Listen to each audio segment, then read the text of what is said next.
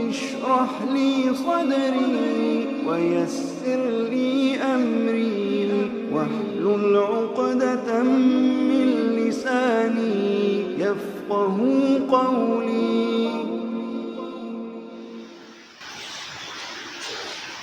ہر قسم کی حمد و ثنا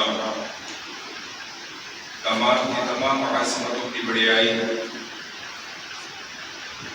کمال کی تمام بلندی اور رفعت، فخر و غرور و تکبر اس اللہ رب العالمین کے ذات الہی اور اس کے شان کے لیے ہے، جو ہم سب کا خالق، مالک، رازق، مشکل کشا، حاجت روا ہے۔ اسی کے ہاتھ میں زندگی و موت، اسی کے حکم سے بیماری و شفا، اسی کے پاس سے عزت و ذلت، تمام کے تمام صفات عالیہ کا مالک وہ اکیلا وحدہ لا شریک ہے۔ اس رب ذوالجلال والاکرام کی بے پناہ رحمتیں، بے انتہا لاتعداد انگن درود و سلام اس ذات مقدسہ مطہرہ مبارکہ پر جن کو اللہ رب العزت جل و شانہ نے جن و انس کی رشد و ہدایت کے لیے ہادی رہبر و رہنما بنا کر امام الانبیاء، سید الکونین، فخر کونین، فخر مساکین بنا کر خاتم النبیین کے منصب پر فائز فرما کر اپنا محبوب حبیب کبریا بنا کر محمد مصطفیٰ صلی اللہ علیہ وآلہ وسلم کی ذات مبارکہ مطہرہ پر قرآن کریم کی 18واں پارہ سورۃ المؤمنون کی ابتدائی 11 آیات مبارکہ ابھی آپ کے سامنے تلاوت کی گئی۔ اللہ رب العزت جل و شانہ نے ان آیات مبارکہ میں ارشاد فرمایا،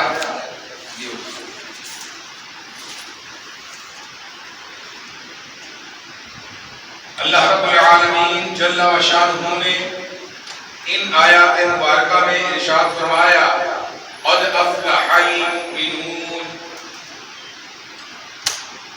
ابتدا کی سورۃ المؤمنون کی، سورۃ المؤمنون کہ جس میں ایمان والوں کا تذکرہ ہے، مؤمنون کا تذکرہ ہے، وہ مومن جو پکے سچے ایمان والے ہیں، وہ مومن جو اللہ کو بھی مانتے ہیں، اللہ کی بھی مانتے ہیں، وہ مومن جو رسول اللہ صلی اللہ علیہ وسلم کی رسالت کا اقرار بھی کرتے ہیں، مانتے بھی ہیں، آپ سے محبت بھی کرتے ہیں اور اس کا عملی ثبوت بھی پیش کرتے ہیں، سنت پہ عمل بھی کرتے ہیں، آپ کی اطاعت بھی کرتے ہیں، تابعداری بھی کرتے ہیں، وہ مومن۔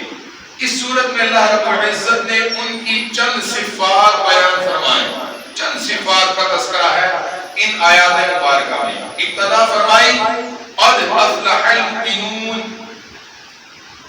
تحقیق مومن کامیاب ہو گئے۔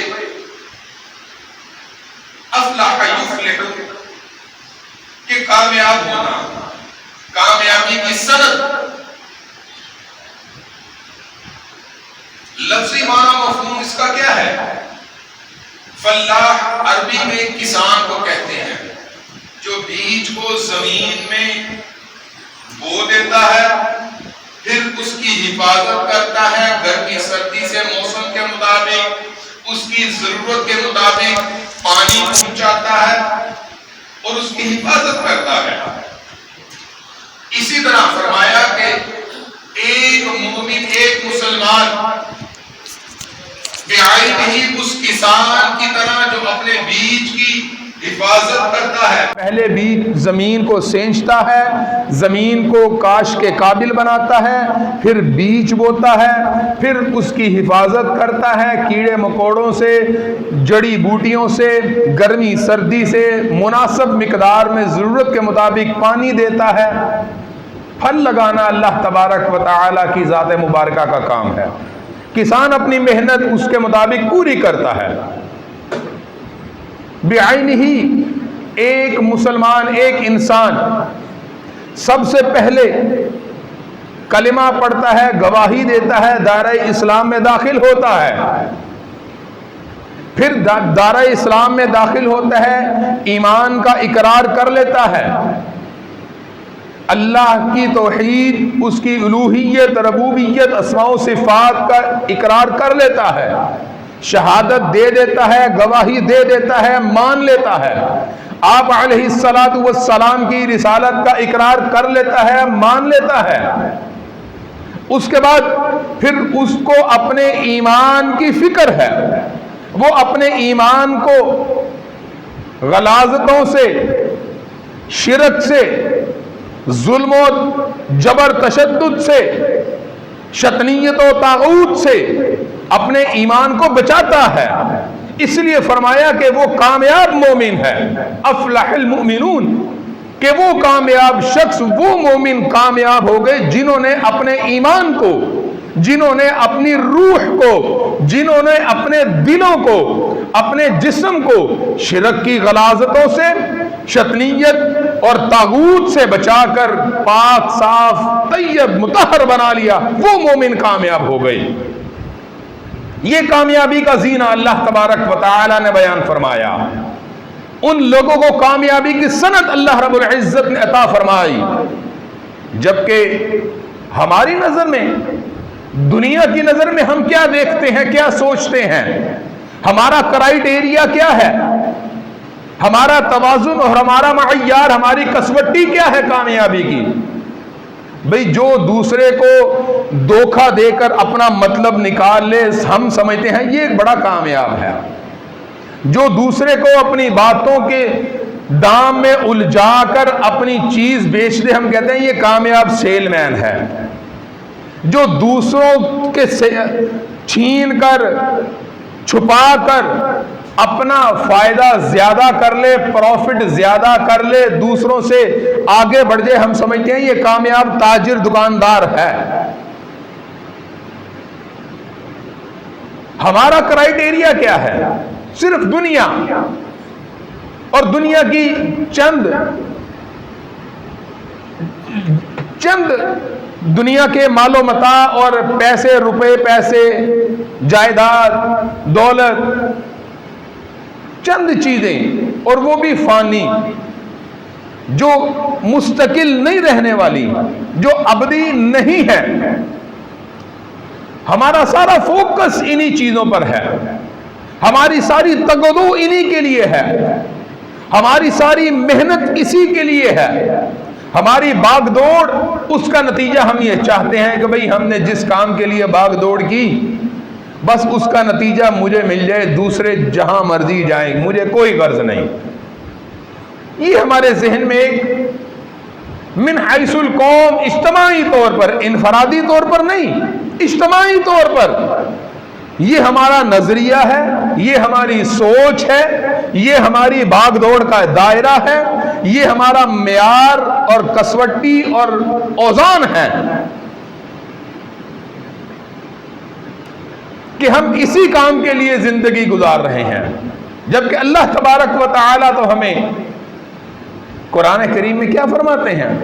یوم لا ينفع مال ولا بنون الا من اتى الله بقلب سلیم، کہ وہ قیامت کا دن، وہ میدان محشر کا دن، جب ساری انسانیت اللہ تبارک و تعالی کے سامنے، اس کے دربار میں، اس کی عدالت میں، اس کے عرش عظیم کے سامنے کھڑی ہوگی. بڑے خوفناک اور ہولناک دن ہوگا، بڑے پریشان کن دن ہوگا. فرمایا یوم لا ينفع مال ولا بنون، اس دن نہ تمہارا کوئی مال کام آئے گا، نہ تمہاری اولاد، قبیلہ، کنبہ، خاندان، فیملی کام آئے گی. نہ تمہارا کوئی جاہو جلال کام آئے گا، نہ تمہارا کوئی منصب کام آئے گا۔ سورۃ الحاقہ کے اندر اللہ تبارک و تعالی نے جہنمیوں کی بابت فرمایا، جب ان کو ان کا نامہ اعمال بائیں ہاتھ میں دیا جائے گا، وہ کیا کہیں گے؟ یقول یا لیتنی، کہ ہائے کاش یہ مجھے نہ ملتا، ہلک عنی سلطانیہ، کہ مجھے میرے دنیا کے جاہو جلال نے، دنیاوی شہرت نے، دنیاوی منصب نے، دنیاوی دلائل نے، دنیاوی باتوں نے، دنیاوی چیزوں نے مجھے ہلاک کر دیا۔ ہلک عنی سلطانیہ۔ لیکن جب حکم، پھر حکم کیا ہوگا اللہ کا؟ خذوہ فغلوا ثم الجحیم صلوا ثم فی سلسلۃ ذرعها 70 ذراعا فاسلکوہ۔ یہ ہمارا کرائیٹیریا ہے دنیا کے اندر، لیکن آخرت کو ہم نہیں سوچ رہے، آخرت پہ توجہ نہیں کر رہے، آخرت کو دیکھ نہیں رہے، اس کی تیاری نہیں کر رہے۔ ہر روز ہم قبرستان کے پاس سے گزرتے ہیں، ہر روز ہم میں سے کوئی نہ کوئی جنازہ پڑھتا ہوگا، کسی نہ کسی کی تعزیت کرتا ہوگا، ہر روز ہمارے علم میں آتا ہے کل وہ ہمارے ساتھ تھا آج نہیں ہے، پچھلے مہینے میں اس سے ملا تھا اب نہیں ہے، صبح ملا تھا شام کو دنیا میں نہیں ہے، 1 گھنٹہ پہلے ملا تھا 1 گھنٹے بعد دنیا میں نہیں ہے۔ اپنے کاندھوں پہ اٹھا کے قبرستان میں لے جاتے ہیں، اپنے ہاتھوں سے مٹی ڈال کے دفن کر دیتے ہیں، لیکن یہ نہیں سوچتے کہ ہم نے بھی یہاں پہ آنا ہے، اور جس کی موت واقع ہو گئی اس کا حساب کتاب شروع ہو جائے گا، پھر وہ یا جنتی ہوگا یا جہنمی ہوگا، یا نامہ اعمال دائیں ہاتھ میں دیا جائے گا یا نامہ اعمال بائیں ہاتھ میں دیا جائے گا۔ کامیابی کیا ہے؟ اللہ تبارک و تعالی نے سورہ آل عمران کے اندر فرمایا فَمَنْ زُحْزِحَ عَنِ النَّارِ وَأُدْخِلَ الْجَنَّةَ فَقَدْ فَازَ وَمَا الْحَيَاةُ الدُّنْيَا إِلَّا مَتَاعُ الْغُرُورِ۔ کامیابی کیا ہے؟ کہ جو اپنے اعمال کی بنا پر فَمَنْ زُحْزِحَ عَنِ النَّارِ، جہنم سے بچا لیا جائے، وَأُدْخِلَ الْجَنَّةَ، جنت میں داخل کر دیا جائے، فَقَدْ فَازَ، یہی کامیابی ہے۔ وَمَا الْحَيَاةُ الدُّنْيَا إِلَّا مَتَاعُ الْغُرُورِ، اور اس کے ساتھ فرمایا دنیا کے لیے بھاگ دوڑ کرنے والوں، دنیا تو دھوکے کا سامان ہے۔ کل من علیہا فان، ہر چیز تباہ و برباد ہو جانے والی ہے، ہر چیز ختم ہو جانے والی ہے، ہر چیز کو فنا ہے۔ وَيَبْقَى وَجْهُ رَبِّكَ ذُو الْجَلَالِ وَالْإِكْرَامِ، صرف تیرے رب کا چہرہ ذات بابرکت وہی باقی اور قائم دائم رہنے والا ہے، حی اللہ قیوم ہے، حی قیوم ہے۔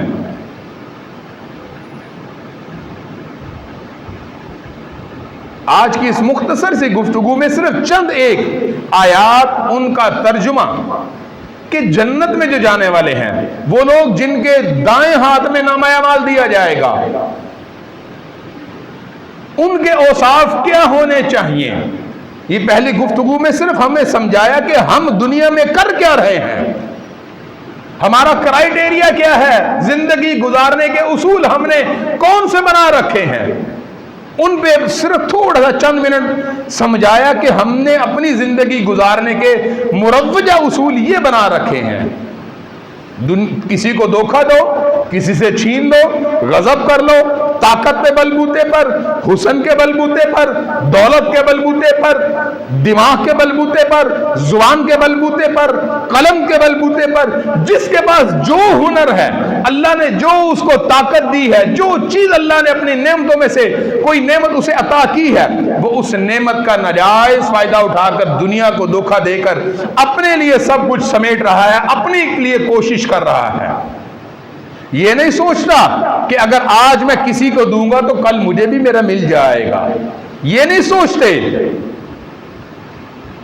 اگر آج میں آخرت کے لیے آگے بھیج دوں گا، کل مجھے آخرت میں اللہ تبارک و تعالی کی طرف سے اس سے بہت بہتر مل جائے گا۔ ہم یہ نہیں سوچ رہے، ہم صرف یہ سوچ رہے ہیں کہ مجھے سب کچھ یہاں پہ ابھی اور جیسے بھی ہو، حلال و حرام کی تمیز کیے بغیر جائز و ناجائز ذرائع استعمال کر کے ہم یہ سوچتے ہیں بس سب کچھ سمیٹ کے میرے پاس آ جائے، کسی کے پاس کچھ نہ جائے۔ یہ ہماری سوچ اور یہ ہماری زندگی کا عمل چل رہا ہے۔ اجتماعی طور پر الا ما شاء اللہ. لیکن اللہ تبارک و تعالی نے کیا فرمایا؟ فمن زحزح عن النار وادخل الجنۃ فقد فاز. کہ جنتی لوگ کون سے ہوں گے؟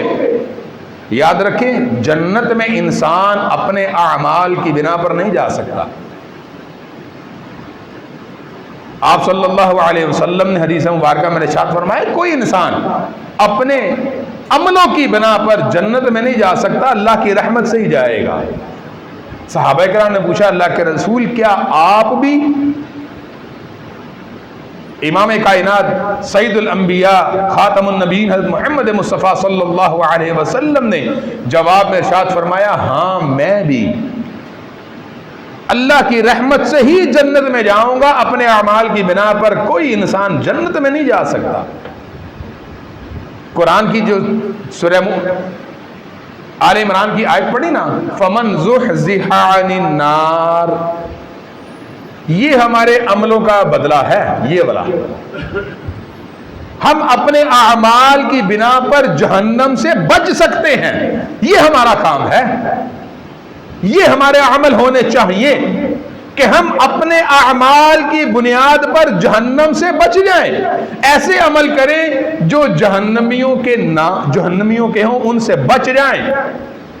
ایسے اوصاف اپنے اندر پیدا کریں جو جنتیوں والے ہوں، تاکہ اللہ تبارک و تعالی خوش ہو جائے اور ہمارے عمل کی بنا پر ہمیں جہنم سے بچا لے.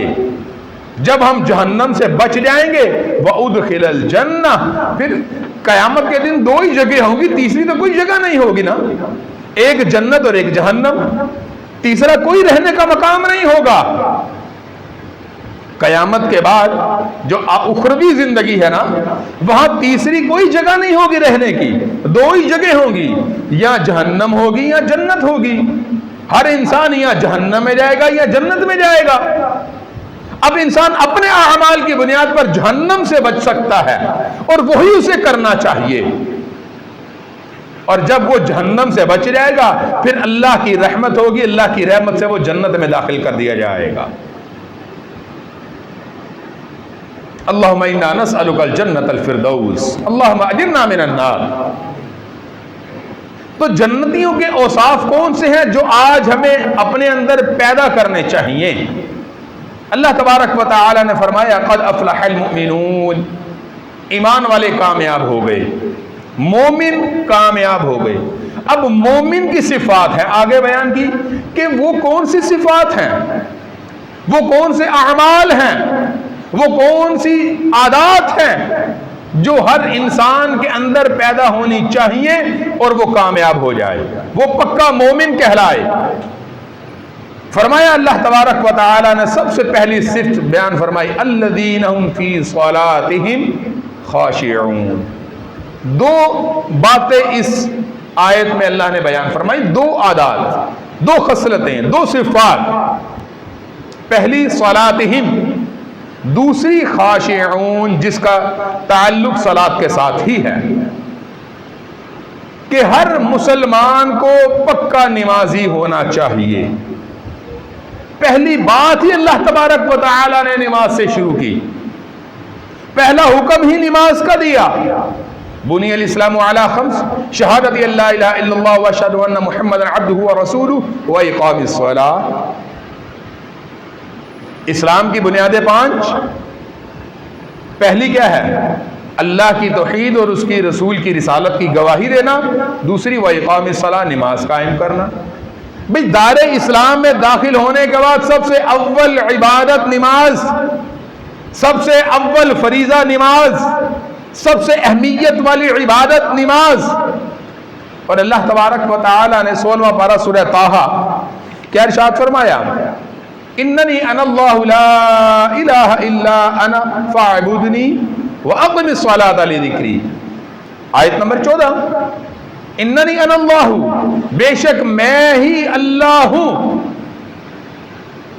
اپنی بابت اللہ تبارک و تعالی نے ہمیں سمجھایا اننی انا اللہ لا الہ الا انا، میں اللہ ہوں، میرے علاوہ کوئی اور معبود نہیں، میرے علاوہ کوئی اور الہ نہیں، میرے علاوہ کوئی اور لائق عبادت نہیں. میرے علاوہ لائق مسجود نہیں، میرے علاوہ لائق مطلوب نہیں، میں ہی تمہارا اللہ ہوں۔ اس کے بعد فرمایا فاعبدنی، اے میرے بندے جب تو نے میرے نام کے ساتھ میرا بندہ ہونے کا اعتراف کر لیا، کلمہ پڑھ لیا، فاعبدنی، اب تو میری عبادت کر۔ اور عبادات میں سے سب سے پہلا حکم کیا دیا؟ وَأَقِمِ الصَّلَاةَ لِذِكْرِي، اور نماز قائم کر کے میرا ذکر کر۔ گویا کہ اسلام قبول کرنے کے بعد، کلمہ پڑھنے کے بعد ایک مسلمان کے لیے سب سے اول فریضہ نماز کا ہے، سب سے اہم کام نماز کا ہے، سب سے بہترین صفت نماز کی ہے جو ہر مسلمان کو اپنے اندر پیدا کرنی چاہیے۔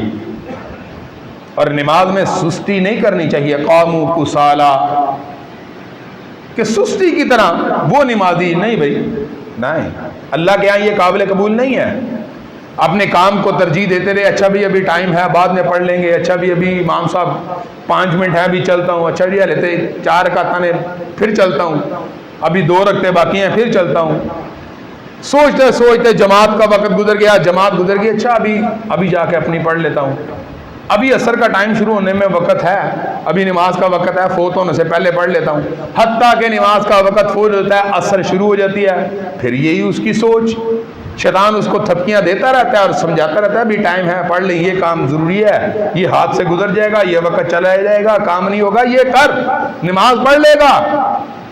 اور ہمیں میٹھی گولی شیطان کیا دیتا ہے؟ اللہ معاف کرنے والا معاف کر دے گا، یہ کام کر، دنیا نہیں معاف کرے گی، دنیا نہیں چھوڑے گی، یہ کام کر، اللہ معاف کر دے گا، نماز بعد میں پڑھ لیں۔ یہ شیطان میٹھی گولی ہمیں دے رہا ہے، میٹھی گولی دے رہا ہے، ہمارے ایمان کو میٹھا زہر لگا رہا ہے۔ یہ ہماری سوچ ہے۔ نماز کے معاملے میں دنیا جائے بھاڑ میں، آگ لگی ہے لگے، نماز کا وقت ہے نماز پڑھو، پانی آیا آئے، نماز کا وقت ہے مسجد میں حاضر ہو جاؤ، نماز پڑھو۔ کوئی کام ہے، سب دنیا کے معاملات، نیند، مشاغل، مصروفیات، کھیل، اپنی دکانداری، بزنس، میٹنگ، پڑھائی، ہر چیز ترک کر دو، نماز کا وقت ہے مسجد میں آؤ، حی علی الصلاۃ حی علی الفلاح، آ جاؤ کامیابی کی طرف۔ یہی کامیابی ہے، یہی فلاح ہے، حی علی الفلاح، یہ کامیابی ہے، وہی کامیابی جس کا تذکرہ فرمایا فقد فاز، کہ وہ کامیاب ہیں، قد افلح المؤمنون، مومن کامیاب ہیں، کس لیے؟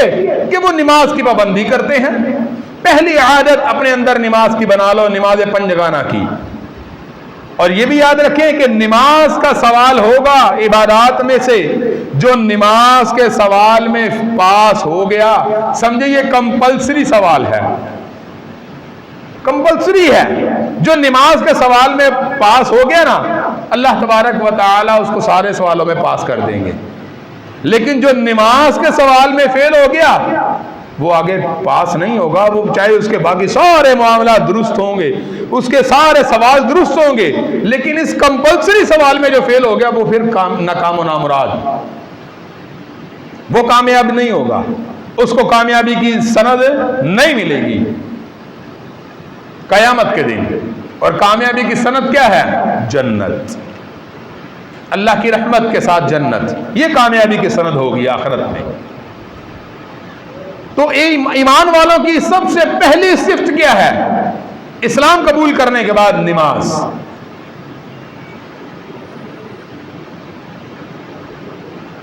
اور اس کے ساتھ فرمایا خاشعون، پھر نماز بھی کیسی؟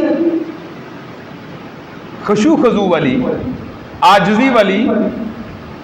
اب ایک شخص، کوئی بھی، آپ میں ہر شخص جب بھی کوئی پریشانی ہوتی ہے، کوئی بیمار ہو جاتا ہے، پیٹ میں درد ہو گئی، بخار آ گیا، گلا خراب ہو گیا، نزلہ زکام لگ گیا، کوئی اسے جسمانی بیماری آ گئی، اب وہ ڈاکٹر کے پاس جاتا ہے، ڈاکٹر صاحب گلا خراب ہے، اور ڈاکٹر صاحب سارا گلا چیک کرتے ہیں، نسخہ لکھتے ہیں، جی کچھ زبانی ہدایات دیتے ہیں، کچھ نسخے پہ لکھ کے ہدایات دیتے ہیں۔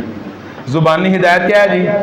ٹھنڈا پھیٹا ٹھنڈا کھٹا نہیں کھانا، ٹھنڈا کھٹا استعمال نہیں کرنا، گلا خراب ہے، کیونکہ ٹھنڈا گلے کو لگے گا بیماری بڑھ جائے گی، کھٹا گلے کو لگے گا بیماری بڑھ جائے گی۔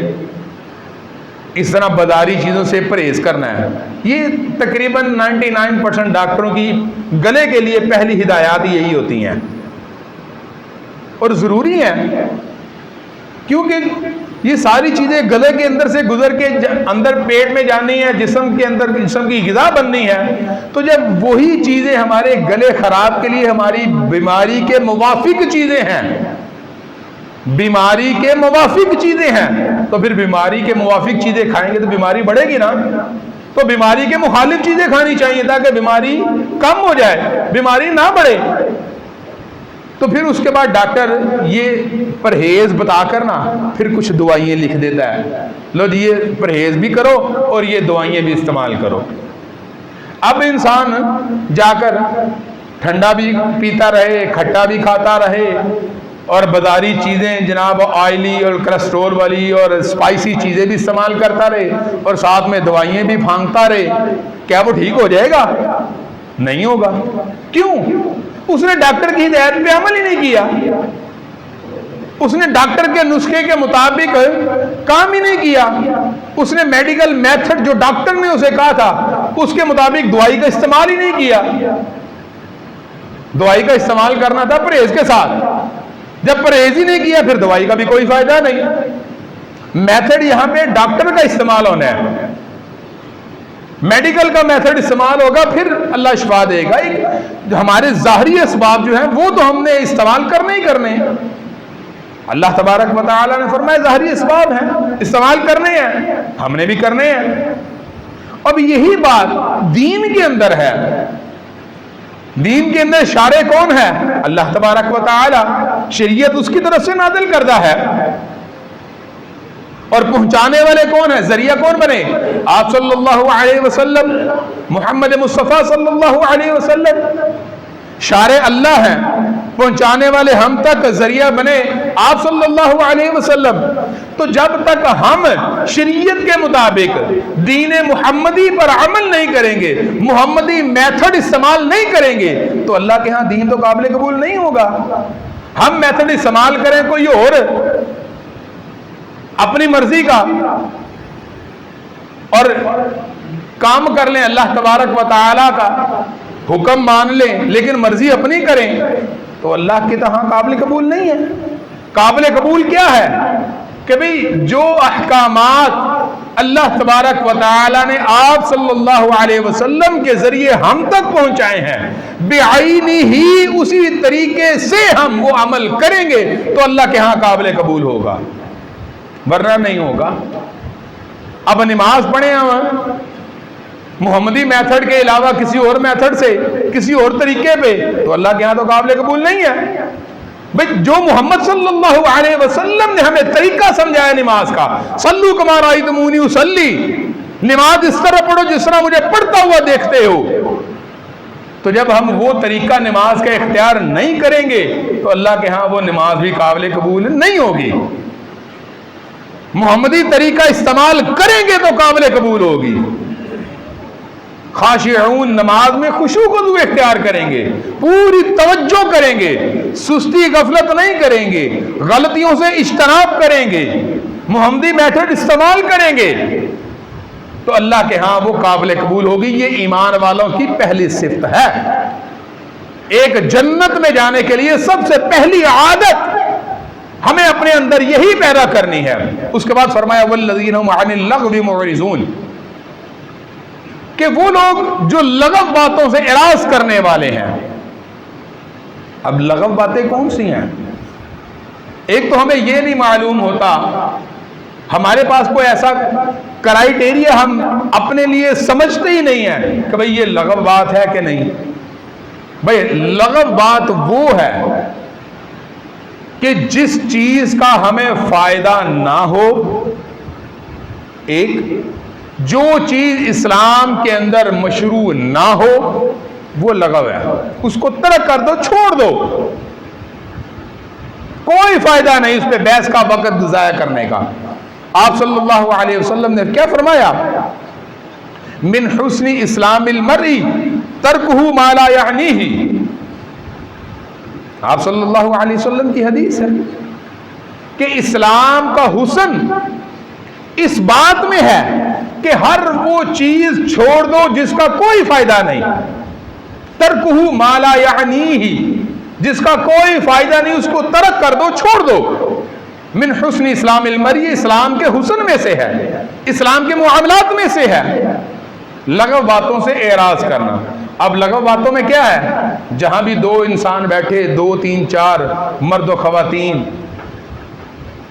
چھوٹے بڑے بزرگ جہاں بیٹھے، اب کیا ہوا؟ بات بات پہ ایک دوسرے کو طنز کیے جا رہے ہیں، کہہ کے لگائے جا رہے ہیں، ایک دوسرے کے ساتھ مذاق کیے جا رہے ہیں. وہ مذاق جس کی کوئی حقیقت ہی نہیں، جس میں جھوٹ شامل ہوتا ہے، ایک دوسرے کو جگتیں لگائی جاتی ہیں. یہ ساری چیزیں لغویات میں آتی ہیں. ہمارے پاس اتنی زندگی نہیں ہے کہ ہم ان چیزوں میں وقت ضائع کریں. زندگی بہت تھوڑی ہے، وقت ملے تو اذکار کریں، اللہ سے توبہ کریں. یا اللہ جو زندگی گزر گئی اس میں ہم نے بہت گناہ کر لی، یا اللہ معاف کر دے، استغفار کریں. مومن کا شیوا کیا ہے کہ وہ اللہ کے لیے، اللہ کے سامنے سر بے سجود ہو کے روتا ہے کہ دنیا تو مومن کے لیے قید خانہ ہے. اور قید خانے میں کوئی ہنستا ہے؟ قیدی کسی کو پتا ہو تو زندگی بھر کے لیے اس تاریخ کال کوٹری میں قید ہے، تیری موت ہوگی تو دروازہ کھلے گا، بس ہلکی سی ایک درس کے ساتھ تجھے کھانا ملتا جائے گا، اندر ہی تو نے حاجت پوری کرنی ہے، اندر ہی زندگی گزارنی ہے، کھانا پینا ادھر ہی ہے. وہ 2 سال 5 سال 20 سال 50 سال کال کوٹری میں گزارے، کیا وہ کبھی کال کوٹری میں اس کو کوئی انسان ہنستا ہوا دیکھے گا، باتیں کرتا ہوا دیکھے گا، خوش رہنا دیکھے گا؟ دنیا تو مومن کے لیے قید خانہ ہے. اب دنیا سجن المؤمن وہ جنت الکافر، اور کافر کے لیے دنیا جنت ہے. کافر کیا کہتا ہے انکار کرنے والا؟ بھائی دنیا ہی سب کچھ ہے، آخرت کچھ نہیں، دنیا کے لیے ہر چیز ہے. تو ایک ایمان والوں کی زندگی، ایمان والی صفت اپنے اندر پیدا کر لیں. سب سے پہلی صفت کیا ہے؟ نماز. دوسری صفت کیا ہے؟ ہر وہ چیز جس کے ساتھ آپ کا تعلق نہیں، جس کے ساتھ اسلام کا تعلق نہیں، جو شریعت میں نہیں ہے، ہر اس چیز کو ترک کر دیں اور اللہ کا ذکر کرتے ہوئے زندگی میں اس طرح رہیں جس طرح مومن ایک قیدی قید خانے میں زندگی گزارتا ہے اور وہ گن گن کے وقت گزارتا ہے کب مجھے یہاں سے رہائی ملے، لیکن اسے نہیں معلوم رہائی تو اس کی موت ہے. اور مومن کی موت آئے گی وہ اس دنیا سے نجات پا جائے گا. مومن کو خوشی ہوتی ہے کہ میں کب اللہ سے ملاقات کروں، اس نے تیاری کر رکھی ہے. کافروں نے تو کوئی تیاری نہیں کی، وہ تو کہتے ہیں بھی موت آئے ہی کبھی نہ. تو یہ ایمان والوں کی صفت ہے. اور اس کے بعد کیا صفات؟ کہ ایمان والے زکوٰۃ ادا کرتے ہیں، ایمان والے اپنے شرمگاہوں کی حفاظت کرتے ہیں. آپ صلی اللہ علیہ وسلم نے حدیث مبارکہ میں ارشاد فرمایا، من یضمن لی ما بین لحییہ وما بین رجلیہ اضمن لہ الجنہ، کہ کون سا ایسا شخص ہے جو مجھے 2 جبڑوں کے درمیان جو چیز ہے، 2 ٹانگوں کے درمیان جو چیز ہے، مجھے اس کی ضمانت دے، میں اسے محمد صلی اللہ علیہ وسلم اضمن لہ الجنہ، میں اسے جنت کی ضمانت دیتا ہوں. جبڑوں کے درمیان کیا ہے؟ زبان. 2 ٹانگوں کے درمیان کیا ہے؟ شرمگاہ، کہ انسان بے حیائی کے قریب نہیں جائے گا، نہ ہاتھ پاؤں سے، آنکھوں سے، نہ زبان سے، نہ شرمگاہ سے. زنا کے قریب نہیں جائے گا، بے حیائی کے کاموں سے، زنا سے بچتا رہے گا. زبان کو غلط چیزوں سے، غلط الفاظ سے، غلط باتوں سے، لا یعنی باتوں سے، لغویات سے محفوظ رکھے گا، اللہ کے ذکر سے تر رکھے گا. یہ مومن کی صفات ہیں. اضمن لہ الجنہ، میں محمد صلی اللہ علیہ وسلم امام الانبیاء سے جنت کی ضمانت دیتا ہوں. یہ ایمان والوں کی صفات ہے، یہ ہمیں اپنے اندر پیدا کرنی چاہیے. اللہ تبارک و تعالی سے دعا کہ اللہ تعالیٰ میں صحیح قرآن و سنت کو سمجھنے کی، اس پہ عمل کی توفیق عنایت فرمائے. وآخر دعوانا الحمد للہ رب العالمین. اشرح لي صدري ويسر لي أمري واحلل عقدة من لساني يفقه قولي